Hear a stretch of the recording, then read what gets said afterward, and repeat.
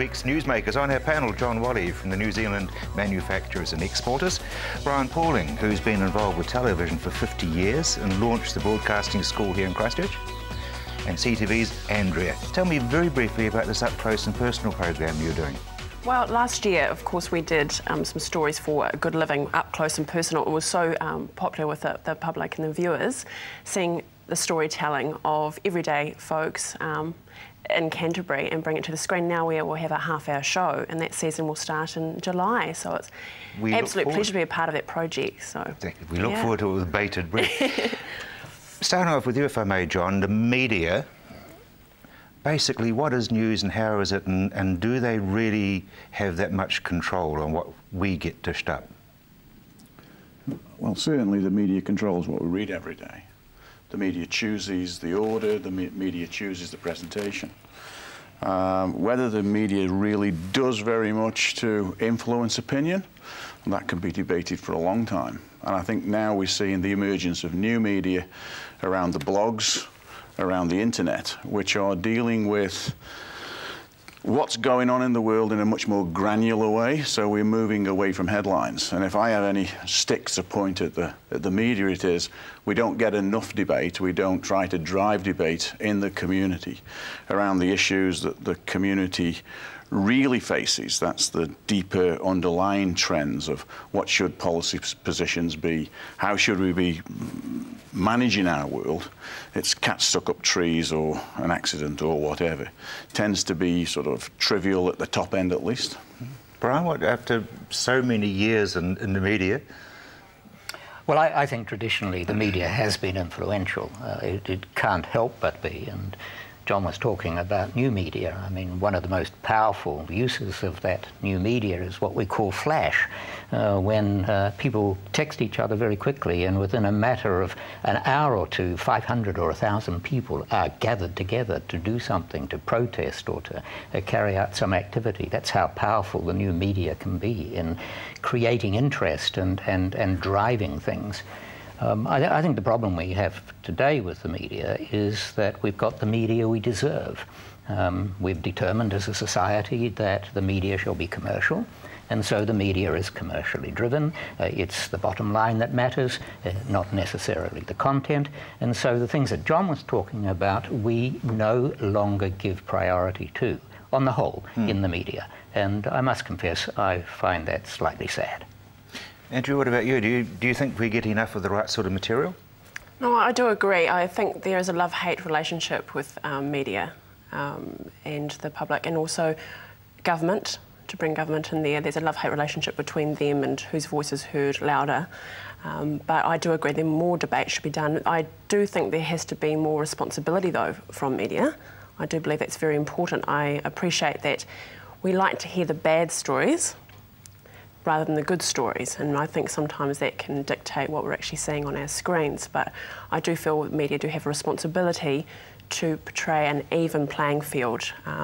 The police, one example is that quite openly they can make mistakes, like any industry or trade, but do we have to highlight that again and again and again?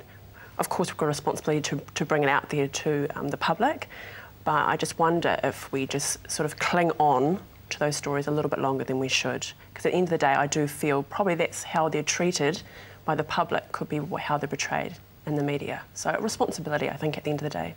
But I think that really, I'm just going to say that bad news sells, scandal sells, and if your media is commercially driven, then that's what you're going to get.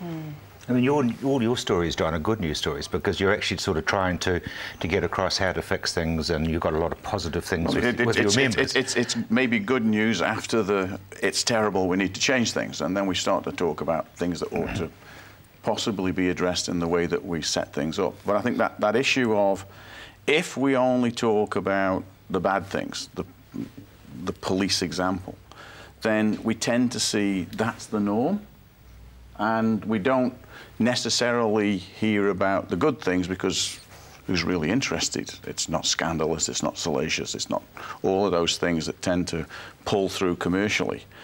It is, you know, I think that the comment, we get the media we deserve, is probably true, and it's if the community presses for other things, ultimately it'll change. But if commercially, you give the customer what the customer wants. Because if you look at, Brian, if you're looking at, for example, at government situations and things, already the media is now preferring to go to the opposition and go to the Greens to get comment rather than going to the source. So they're sort of already saying, well, we're going to give you what everyone else thinks, not what is actually happening as far as government's concerned.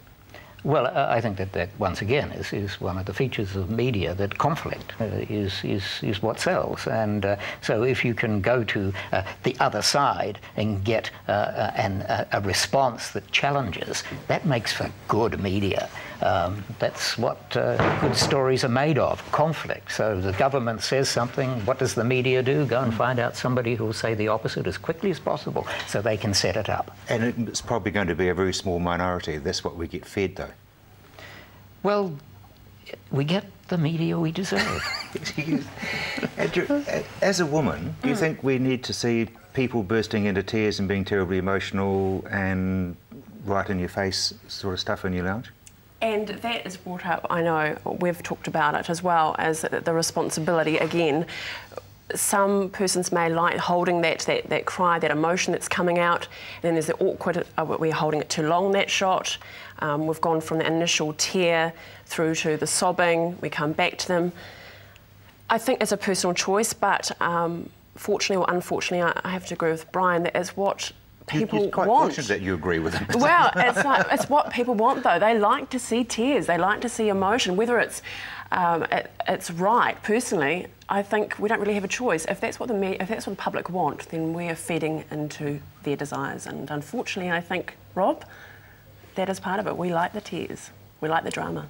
Fine. Okay. In which case, we're getting what we deserve. I think there is a matter that we're seeing in the new media, the sort of interest.co.nz, the discussion on Bernard Hickey's threads, where you get in a much more, as I said, granular approach to what's going on. And I think that the fact, I'm completely shocked, I get nearly 20,000 people a month through my blog. And I just can't understand. I thought I was much more boring than that. and there they are. You can be described as a lot of things, but never boring. We'll be back very shortly with more on NewsMakers.